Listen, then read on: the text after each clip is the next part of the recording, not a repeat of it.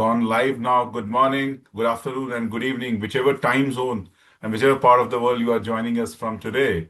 Let me ask you something before we even begin, because today we have a very interesting topic. How many of you have opened a banking app this week and interacted with an AI chatbot, a fraud alert, or a personalized offer without even realizing that Gen AI was quietly working in the behind the scenes? Banking has quickly become one of the most active proving grounds for Gen AI, not just in the back office operations, but in how customers actually experience their bank. That shift from operations to experience is actually exactly why we are here today. Welcome to today's webinar, The Rise of Gen AI in Banking, that is from operations to experience. I'm genuinely excited about this one and love to hear from all these panel speakers. But before that, let me introduce myself to you. My name is Nitin Naveen, VP Innovation Strategy at AI CoreSpot. Nearly a couple of decades in the industry, working along global consulting firms, enterprise leaders, and doing events from last 10 years now. And I can tell you the conversation we had about AI a few years ago or few months ago looks completely different from what's happening on the ground today. The shift from experimentation to execution is real and it's accelerating. Before we dive in, thanks to my colleagues, Arvind is there with me and Naveen is organized in the back end, all the things. Together, they have worked relentlessly behind the scenes to bring together today's event. So join me in round of virtual applause for them.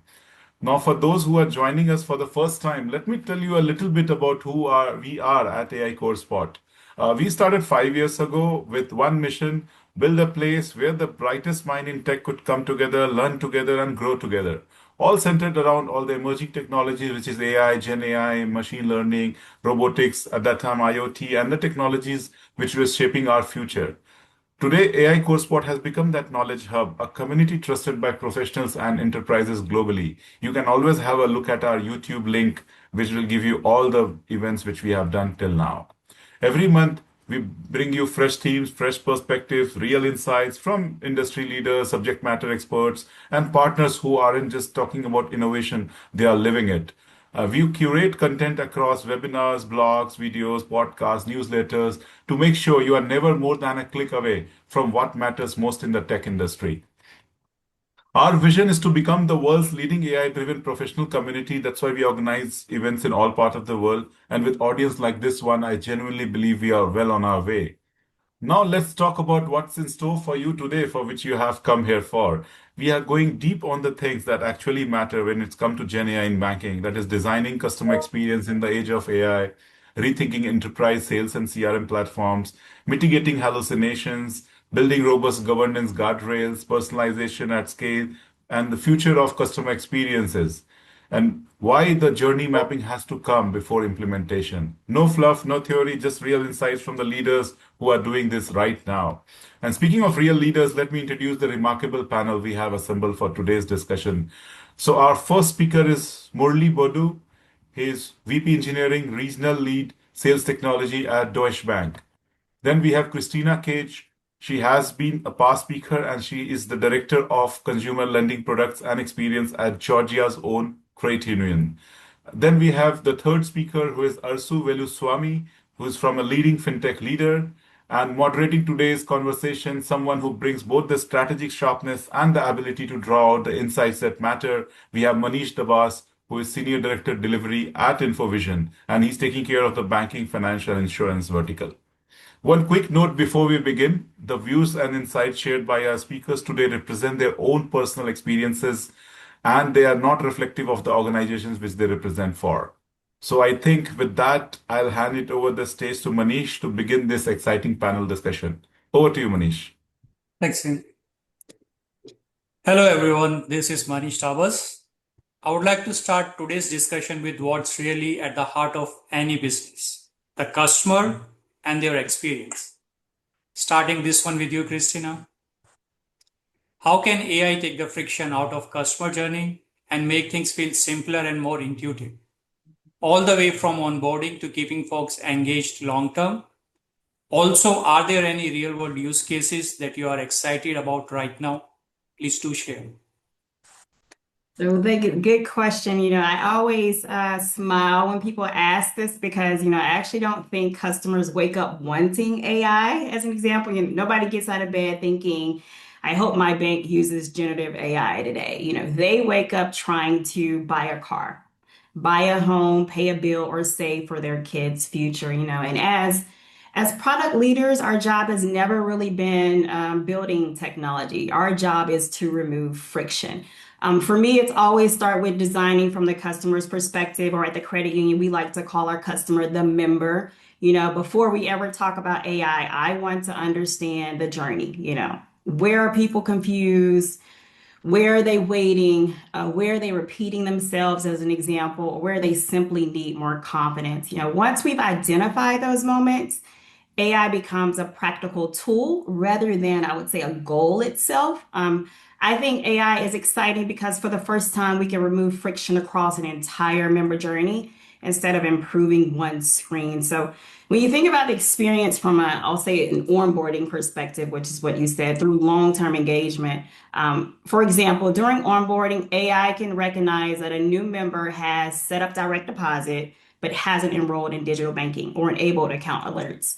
Instead of sending the same generic welcome emails everyone receives, it could provide personalized guidance that helps them activate the features that they most likely will use. That's a better experience overall because it creates confidence, I would say, from day one. Then fast forward, not even a few years from now, maybe like a couple of months from now, AI can recognize changing in a member's financial life. Maybe they, example, built equity in their home, consistently paid down debt, or started growing their savings. Instead of waiting for them to search for products, we can proactively recommend solutions like a HELOC, refinancing as options, or financial wellness tools at the moment that's most relevant to them. Another example, take an auto loan as an example. Traditionally, we make members do all the work, fill out forms, upload documents, wait for updates, and wonder what happens next. But instead, imagine if the experience simply said, based on what we already know, here's what you'll likely qualify for, here's what you'll need, and here's what or where you are in the process. The technology, in a sense, almost disappears. And that's actually my definition, I think, of great AI. It's the best AI isn't impressive. It simply feels invisible. Like it quietly removes effort. It builds trust along the way and help people make better financial decisions. And so I would just say, to sum it up, one thing I've learned over the years is that people rarely remember a beautiful interface. They remember how you made them feel. And so were they confident? Did they feel informed? Did they trust you? That's where I think AI has the biggest opportunity, not replacing relationships, but strengthening them. Because at the end of the day, I don't think the question is where can AI, where can we add AI, but where can AI remove friction? Where can it build trust and help someone make a better financial decision? So when you approach it in that way, AI stops becoming a technology initiative and it becomes a customer experience strategy, if you will. And I think that's where organizations can create the most value. Right. That's true, Christina, surely. Murali, what's your take on this, please? Yeah, the other similar views as what Christina was mentioning, but I come from a banking sales technology perspective. I think what Christina you mentioned, it's not about the slicker features. Users don't remember them. What they remember is if they're repeating themselves, like banks are asking the same question again and again. Let's take a before a GenAI world, like you are asking a KYC related document and they gave you the passport and driving license, and you only need a passport for a certain KYC, for example. And down the line, you have a different requirement where you need a state ID, which is a driver license. Now, if you're going back asking again, okay, can you give me your driver license? No, that is an experience which we don't want to give the customer, right? It's not only on the UI features that you're building, that how slicker it is, how beautiful it is. It's also like how you're making the client feel. In your conversations, are you better prepared in your meetings? With what you already have, and why not asking the same question again. And also the generative AI. I mean, everyone has access to generative AI, right? So even the clients have access to generative AI. So I think there's a very thin line between the customer experience and using generative AI, and also how invasive you are actually, right? So there might be questions like, how do you know this information? I didn't give you this information. You could pull that information from public records about the client, but you're not supposed to actually. Right? That's the thin line that banks have to really maintain. That there is always a relationship manager in the loop, before you make the decisions and speak to the client, right? So that's a regulatory point of view with the banking I'm coming into. Right. True. Murali, sure. The KYC thing is something we all have been really getting involved and looking into. Right. Arsu, what are your views on this? Okay, good morning, everyone. And a great question so far. Christina and Murali had a great point. So let me give my experience first. Last week, I called a financial institution. Okay, just 1-800 number. Call the number, and then obviously they said, "Hey, we have a AI agent chatbot that can help you. Do you want to use this? Because the wait time is 60 minutes or more." I said, okay, that's fine. Let me go ahead and take that chat bot. So they send me the link. I click on the link. I go ahead and start with the AI agent, and it gave me options. Okay, option 1, 2, 3, 4. What I wanted to do was not there in the option. Then I wanted a customer service option, and then obviously it did not provide me a customer service option. So I said, okay, that's interesting. Then let me do one thing. Okay, I want to open an account. Let me click on that. So I'll get somebody. So then what happened? I got somebody, customer service, and I talked to the person. Now, the interesting thing is when I first made the call, it did, because I was the existing customer, so it did validate me. All the PA information, obviously, all the identification, verification was done. Then when I went to the AI agent on the chatbot, it did the same thing again. I had to validate them. So I said, okay, 2 times, fine. Third, I got the customer service, and I talked to her, and she said, okay, I need to verify your information. Okay, my patience level, you can imagine. So I was giving again all the identity information, and she verified, and she was apologetic, that she didn't get the information, she had to verify. So once she verified, think what? She cannot answer my question. She had to transfer me to another department within the company. So then I got another customer service rep, and then she started asking the same information. Oh, I'm sorry, I didn't know this was transferred from another department, but I have to verify who you are and give me the information. So I gave the information, verified them. So this is like last week, even though like we have AI, the thing is like almost many of the companies have come as the AI first strategy for the company, right? So when I looked at this, it was very interesting. Hey, we got these multi-channels.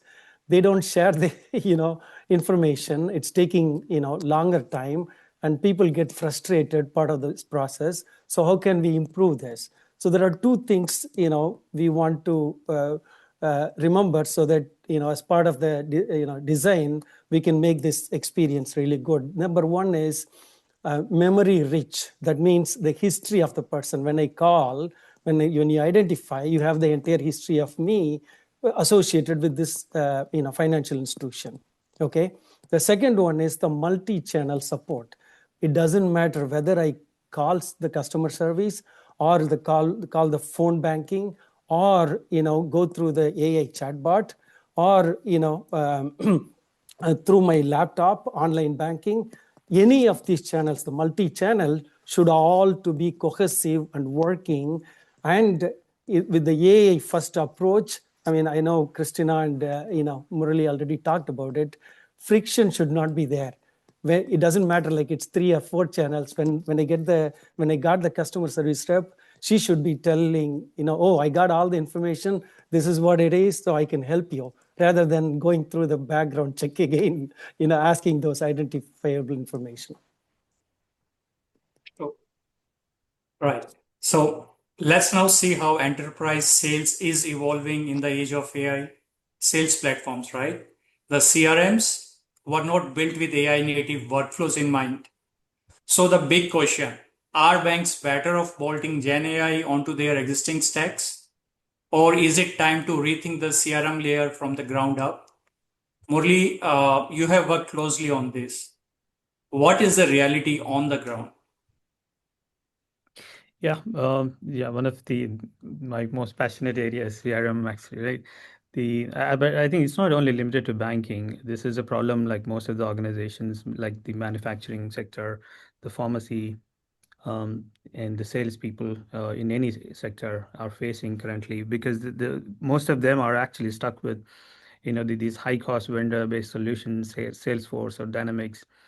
I think my answer would be, I think it is impossible to say that we should rethink and rebuild the entire CRM layer, because especially in a bank environment where the ecosystem is too large, it's not as easy as we put it on a slide and say that we will rebuild the entire CRM, right? So retrofitting is probably my honest opinion that every organization has to do, but there is also should be a real thinking happening on not the underlying system, but of what CRM layer even is actually, right? So bankers or any salespeople, they don't live in a CRM system. They live in their Outlook, they live in their, the Slack chats or the Teams chat or whatever the communication layer they are using in the organization. I think where agentic AI is stepping into, and even the product managers and developers should start thinking, is how do we make our CRM layer more invisible, instead of asking people to go into this portal, create this client, create this form, log this call report. Instead of that, I think the agentic AI is already evolving on silently capturing this data. Now the more, the way the value is exactly, right, is even if your system is very old legacy, how intelligently you're building your the next layer, and how interoperable it is to talk with different agentic systems like Salesforce or Dynamics. That's where the success is, I would believe. So it is not so easy to rebuild the entire CRM layer, but instead rethink your strategy on building an agentic layer which is intelligent enough to communicate with your legacy platform, and also with all the vendor-based solutions like Salesforce and Dynamics. And in fact, Salesforce, when they announced in April 2026 this year, they said they are going away from these browser-based solutions and they're calling it as Agent Force. Microsoft also going into the agentic, CRM, where there's a publication recently saying there is a 15% jump in how the new interactions are leading to opportunities using the agentic AI in the CRM world. Yeah, I mean, there's a huge opportunity for the product managers and developers. I'd say that they should start rethinking the CRM layer, but not replace the existing systems, just to build them more intelligent, that they can interact with their legacy and also the forward systems like Salesforce and Dynamics. Right, So makes basically, sense, I would Murali. say the real question is not whether retrofitting or rethinking. It is a balance between both, where you have to develop your systems. Yeah, no, I would Okay, agree. so Yeah, I think you're right, Murali. The real question isn't whether, AI belongs inside the CRM. It's whether employees have to think about the CRM at all, I would say. So if I am a banker helping a member, I shouldn't have to click through 6 screens, right, looking for information. AI should surface what's important before I even ask the question. I think I would agree with you. Most banks aren't going to throw away decades of technology investment overnight. And honestly, like they don't need to. I'd rather see, and agree with you, that organizations layer intelligence on top of existing systems first, learn where it creates value, and then redesign workflows over time. Technology shouldn't have to adapt to people, right? It should be the other way around. And so I totally agree with you. It's, you're not going to get rid of your technology stack. Think about it intelligently. What problem are we trying to solve? And just stack those layers on top of that. But, CRM should work invisible in the background. If a banker is trying to help a member, they should not have to go through multiple screens. It should say, I know the member coming in today. Here are the things that are going to be important to them, and get to the answer quickly, is what I would say to add to that. Yeah. But the One enterprise point to yeah, go ahead. Sorry, Arsu. One Murali. point to add, actually, right? What banks have and other organization doesn't have is the data, actually. If you compare with a startup versus a bank which is existing for 100 years, right? The data is the goal, and other startups doesn't have it. So you know the customer better than any other startup.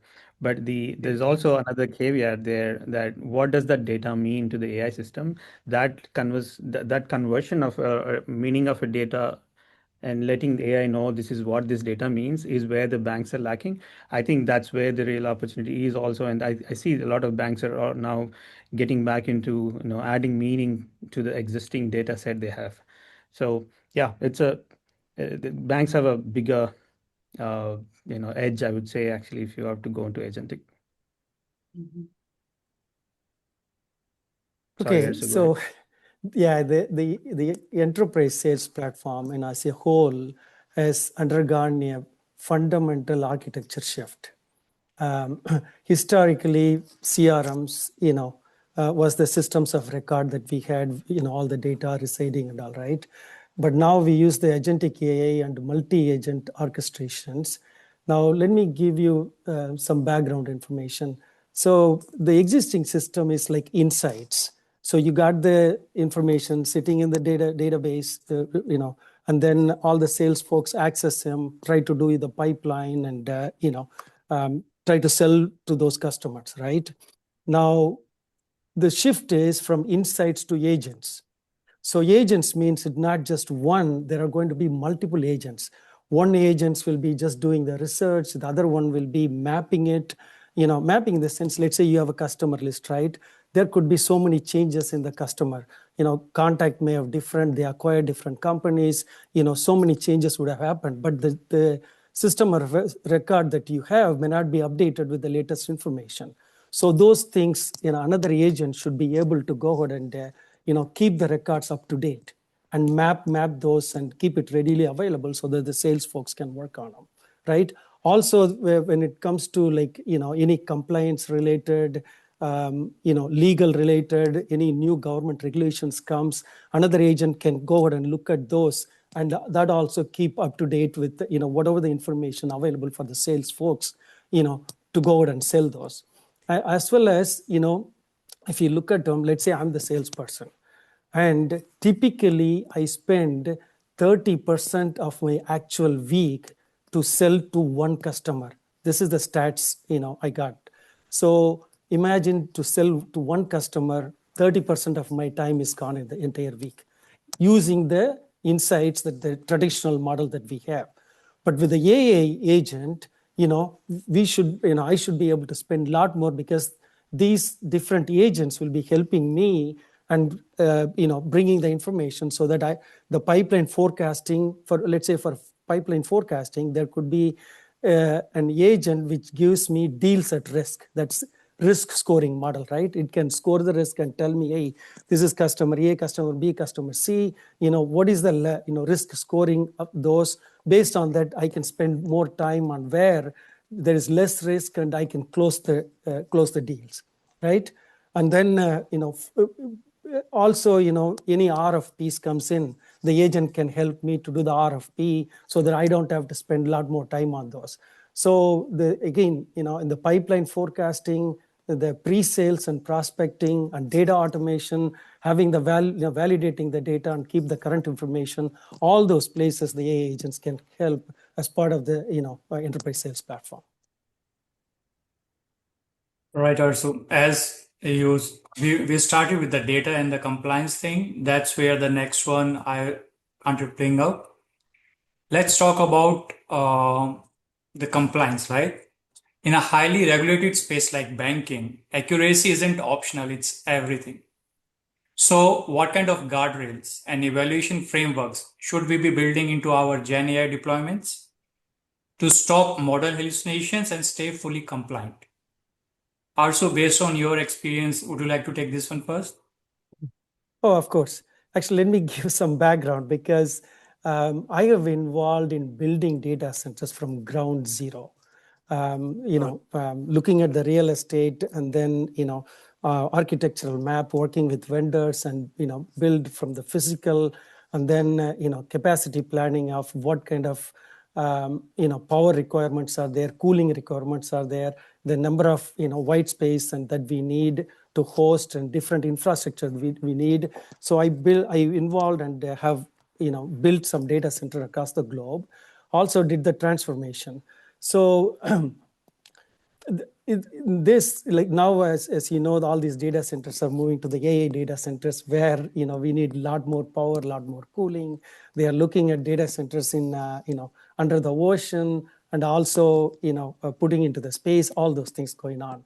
But now those data centers have, the companies have spent so much money on them, right? They got so much infrastructures already in place. And let me give you one example where a multinational retail bank, they want to deploy AI-powered advisory assistant to help their frontline financial advisors, okay? And when they go and ran the AI, standard AI model, that's GPT-4, they revealed 19% of baseline hallucinations. So it's on a product specific queries that they were getting at. So the interesting thing I learned is, let's say, interest rates was ranging from percent to percent. The AI started going beyond that interest rate. It was giving some other interest rate, okay? And part of the hallucination. And then, they fabricated some policy exceptions and then some regulatory terms that did not exist. So these are all part of the hallucinations. Okay, obviously that that resulted obviously in lawsuits and regulatory fines and compliance failures, all those things when we ran the model. So we had to adjust the model. So the three ways to look at those is code level. We got to have we need to be looking at from the code level. We need to be looking at from the organization level. We need to be looking at from data level. All three levels we want to put the guardrails on. Okay, so organization levels will be governing it. Have a clean organization rules, regulations, and regulations for the AI output. And then we need to have a mapping, which is centralized AI inventory registry where we keep all those things. And then we need to start measuring it, measure the model drift or any data leakage, how much the hallucination, whether it's going up or coming down.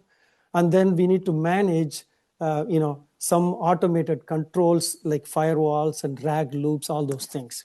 Okay, this is from the organization level.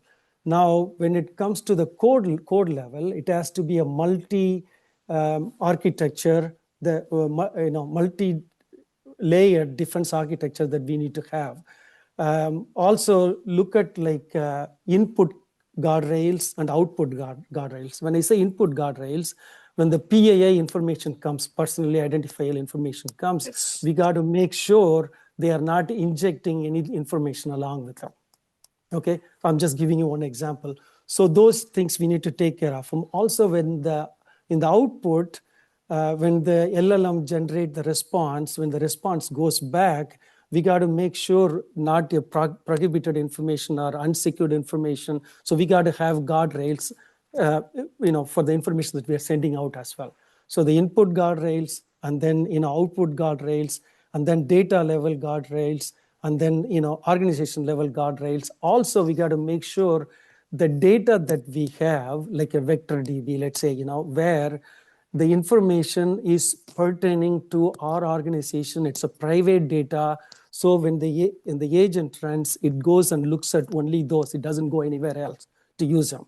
And then when it does not know or it does not exist, the AI should reply back saying, I don't know, rather than giving some hallucination answer. So this is how we put the guardrails on 4 different places. Nice. So Murali, over to you for sales tech, how you guys are looking at AI compliance. Yeah, I think hallucination is a big risk, right? It is even told by the FINRA's 2026 oversight guidance that hallucination is a risk that organization has to govern. A funny example, you call a bank and say, can you waive my $35 overdraft fee? And AI responds saying, yeah, I waived it. I'm also depositing $10,000 to your bank account because AI wants to be nice to AI wants to be nice to you. But there are two things, right? From my world, from where I sit, the guardrail that matters most for us is the grounding, right? So every piece of intelligence or call summary that GenAI is generating has to trace back to an actual source. How the AI has come up with that intelligence, right? Nothing gets written into our CRM without a citation without a citation of the underlying email or underlying transcript and how that intelligence is derived. And then the second one is the human review, actually, right? So sales world relationship manager is the key, or ACO, we call it as accountable client owner. So any sensitive decision that AI is suggesting to make will always go through the human gate. So it's always the relationship manager actually communicating those sensitive decisions to the clients, not the AI actually. So even though the AI is making it easy to suggest a particular decision to the client, but it is always the human in review, the human being the gate actually saying to the client that you can make this sensitive decision. So yeah. Right. So that's where you and I feel the service models we need to kind of like more classify. So, Christina, this one I would like you to take up. How AI is helping organizations move from reactive service models to ones that are proactive and predictive. I would say, overarching, reactive and predictive. I'll speak from a credit union perspective and how we're shifting to it.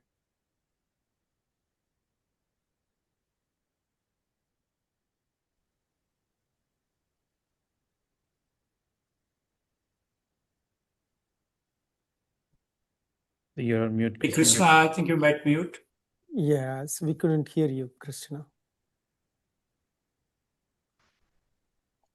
Can you, Hey, sorry. Christina, if you can, yes, you're back. You're back. Okay, here we go. So I was over here rambling, but from a customer experience perspective, I think about when we're moving from reactive banking to anticipatory banking is what I would say.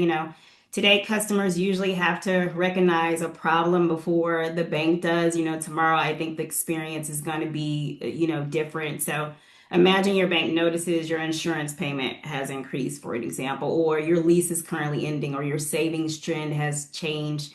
Instead of waiting to ask for help, it can proactively say, we notice that this thing matters to you. I think about, I am about to move to a different location. I think about the bank that I bank with today. And one thing that it noticed was, I see that you're paying for the U-Haul, you're paying for boxing, you're making other transitions in life. And now it's practically thinking, Christina, where are you moving to? Are you thinking about getting a home loan through us? And so there is an element from a banking perspective. I think we talked about this early where my bank knows so much about me because of all the transaction layer data that I give it today, right? It knows the moment that I swipe, who are the merchants that I'm doing business with. And it can see along the way that, I am doing different decisions in life. So maybe I should offer up different communication and different products. And so I think now where the shift is going, where AI is really helping, is to think about to drill down from personalization at scale to I really know Christina, and now let me offer up products that make sense to her in the moments that matter. And so that's what I would say. We're moving from more of a reactive to anticipatory relationship building model, which is AI is really helping do that. Nice. Yep. So after the service model, what I feel we also need to look at the infrastructure, right? So another aspect is the legacy infrastructure. It is still one of the biggest things holding back AI at scale. So how are big banks using Gen AI to update their code, especially when they are working with old mainframe languages like COBOL? Arsu, can you help us unpack this one from your experience? Oh, of course. I think that's why I gave the introduction before, working with the data centers and AI data centers and the infrastructure, legacy infrastructure. It's very interesting, all the national banks, have invested millions and millions of dollars into this infrastructure, right? So also they have this COBOL code running for, I don't know, 50, 60 years.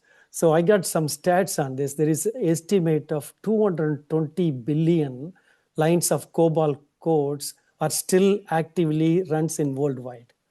And 43% of all banking systems and systems handling 90% of all ATM card swipes. Can you imagine even now at this age, then when we are talking about AI, and the interesting thing is, there are undocumented codes and the resources with the knowledge, right? The mainframe knowledge. That's also is scarcity, right? Either they are already retired or they are retiring. They are not available anymore. So the tier one retail banks, they definitely needed need an update. I'm giving you an example, okay? So they have a consumer lending engine that they run, and it had like 30,000 lines of COBOL program running on IBM Z, and along with them, they wanted to add a feature, calculate the late payment penalty for them in the business logic. So it's, also they wanted to move to cloud and then obviously create a API and all. So the interesting thing is resource problem, old infrastructure, codes are not available and no documentation. Now with the AI, they started doing automated mapping. Okay, go ahead and map them from the legacy to the new Java-based object-oriented style, and then put all the app dependencies and graph them, and then create some test cases so it can be tested and automate the test cases and do the testing automatically. So all these things, they started using GenAI to do it. But if you look at them, okay, they invested so much money. Now they cannot just go out and replace them. They have to keep it. So that's where the GenAI is really, really helping them, all these largest banks and government agencies. And also it helps them to speed up this. Let's say, it used to take 5-6 weeks to analyze something. The agents can do it in 2 weeks, a time frame. So they cut down the time frame as well. And then data extraction, that data extraction, also data in some confidential document in other areas, may have had all those things. You have to bring it. And then when you bring all those things, you have to have the human interface as well for validation. So what we call AI proposes, human validates. So whatever it brings up the reports, somebody goes and looks at them and makes sure it has those. But now the interesting is, okay, you're looking at a data center, you have all those infrastructure, it's old systems. How can the AI can help there? So people started using IoT, the Internet of things like devices, right? You add some sensors into the devices that can go ahead and send you the information, some data. So use those data to go ahead and do it, because I've gone through this transformation in the data centers where you had old infrastructure, then came like blade servers, then faster servers, then something else. It's like what we call is 3-year life cycle of changing all those infrastructure. So all those infrastructures, we need to have the data accessible, so the AI agents can take those data, standardize them, modernize them, use the code, and go ahead and help them to bring to the new level of agent level reporting.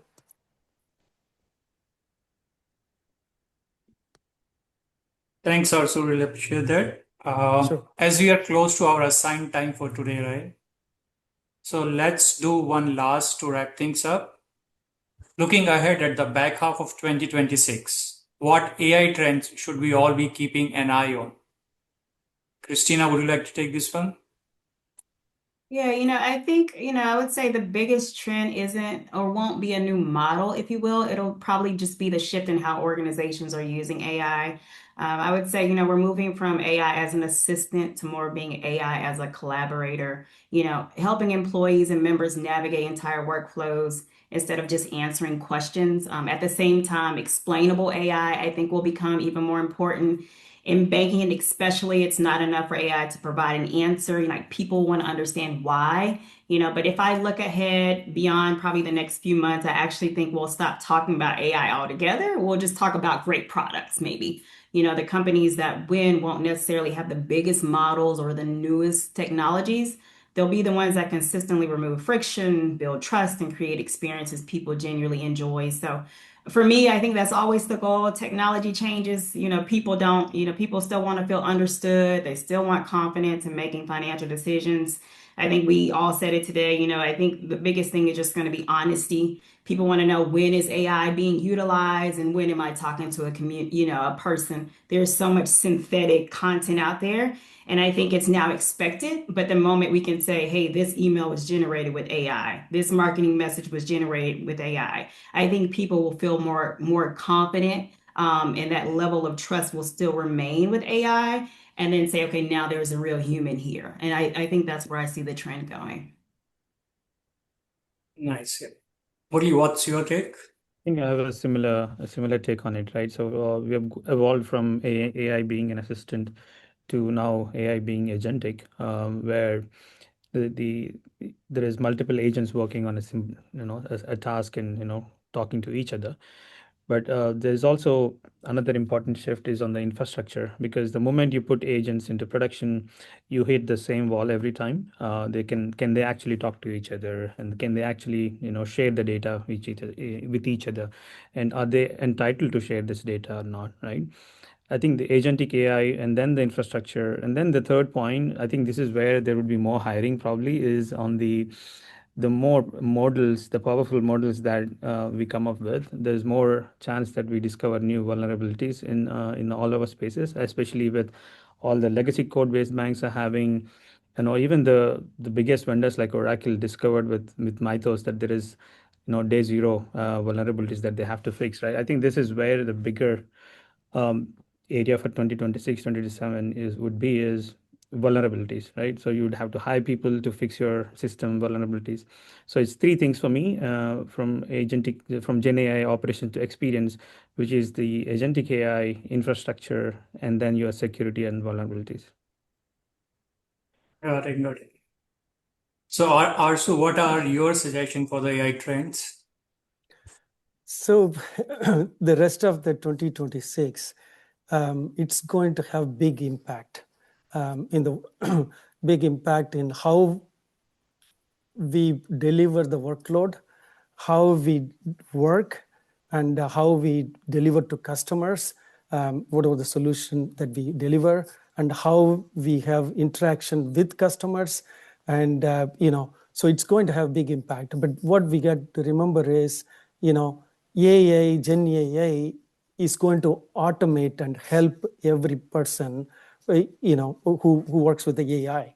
So it's like, I'm here, I have assistant now. The assistant is not just one, it could be multiple assistants helping me automating. So my job becomes like supervisor, like, supervising these. Okay, if the results looks good, then, approve them, move forward. So it's going to be really, really interesting. When I say this, we are trying to bridge the gap between the technology innovations and the complicated requirements from the customer. So between these two, whatever the gap is, that we go ahead and use the AI, take the help from the AI and bridge the gap. So that could be anything from the security perspective or operation perspective, delivery perspective, compliance perspective, sales perspective, customer support perspective. We are trying to use across the board. So that's what I'm looking at for the rest of the 2026. It's an AI first approach. Then comes the human. Excellent. Yeah. So guys, I would like to thank you all for your detailed insights. Over to you, Nitin. Thank you, Manish. Thank you for amazing panel, great moderation from your side. Thanks for steering such a rich, focused conversation and make sure every voice in the panel had the space to speak on. Thanks to Murali, Christina, Arsu. Honestly, the quality of the discussion has been exceptional. You didn't just share the frameworks, you shared your real experiences, real challenges, real outcomes, and the real future, what it can be from your side. That makes a conversation like this genuinely valuable, and our audience felt that today. I'm sure about that. Thank you for bringing that together. For everyone who joined us live, thank you for giving us your time today as well. And if you know someone who missed this session, do share it with them. The recording will be available shortly on the AI Core Spot YouTube channel. And today's session was also broadcasted live on LinkedIn Live. So it's already out there reaching a wider audience. This is just one conversation in a much bigger series. At AI Core Spot, we already do a lot of webinars around fresh sectors, which is going on in banking, insurance, telecom, retail, consumer goods, media, healthcare, supply chain, manufacturing, and we keep on adding more and more industries wherever the technology is needed. So there's a lot more coming in, and trust me, you don't want to miss what's going to be the next change coming in the next industry. So stay connected with us, visit our website, follow us on our social media, subscribe to our newsletter, so you are always the first to know about upcoming events, registrations, and the latest in the tech industry, which is going to take place. We also want to take a moment to sincerely thank our partners who make events like this possible. InfoVision, who is our knowledge and innovation partner, Digit7, who is our technology partner. Their commitment to pushing the boundaries of technology is something we are deeply proud to be associated with always. To everyone in our audience today, your engagement, your curiosity, your presence is what makes AI Core Spot what it is. Please continue to share our content and bring your network into this community. On behalf of the entire AI Core Spot team, have a wonderful rest of your day, productive week ahead. We look forward to seeing you all very soon. Thank you. Take care.